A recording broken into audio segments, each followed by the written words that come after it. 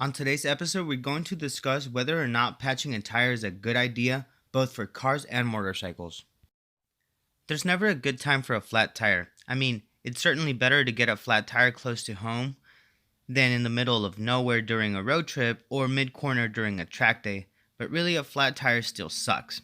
Not only because it's inconvenient at the time, but also because tires are expensive. Wait, can't I simply throw some Fix-A-Flat, green slime, or patch my tire?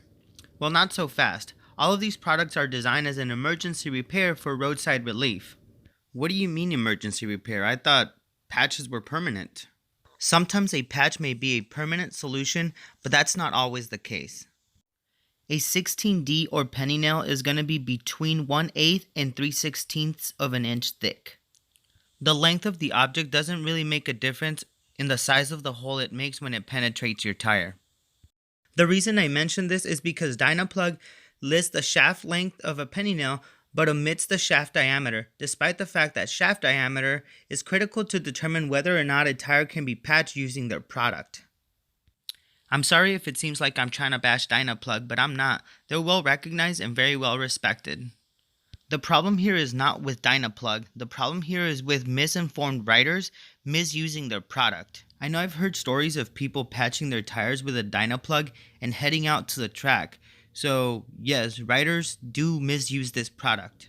To obtain more guidance, I actually called DynaPlug and I was looking for information, and I ended up speaking with the owner, and she admitted that DynaPlugs were not a miracle fix. She does, however, stand behind her product and guarantees that it's an amazing product, and I believe her. We even spoke for about 30 minutes or so when she was providing me with additional information and resources so that I can further understand what the intent of DynaPlug was and how they were actually intended to be used.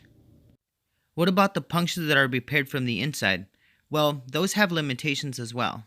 And here's what Dunlop had to say about that.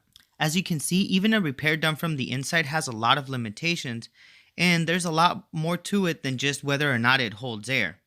And notice the speed limitation on the tire as well. Alright, so what about tire repair for cars? Basically, the same concepts are going to apply. There's going to be a lot of rules and regulations that dictate whether or not you should repair your tire and how you should use your tire once it is repaired. And I'll basically zoom in to this photograph that was given to me by one of the authorities that regulates how you should repair your tires. So in conclusion, what I'm trying to get at is, if you're going to repair your tire, do so following these guidelines, because these guidelines are going to keep you safe. Ultimately, to save a few dollars, you're going to gamble with your life.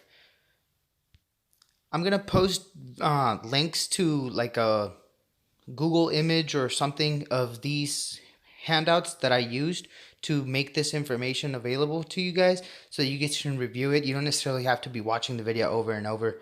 Again, a link in the description for that.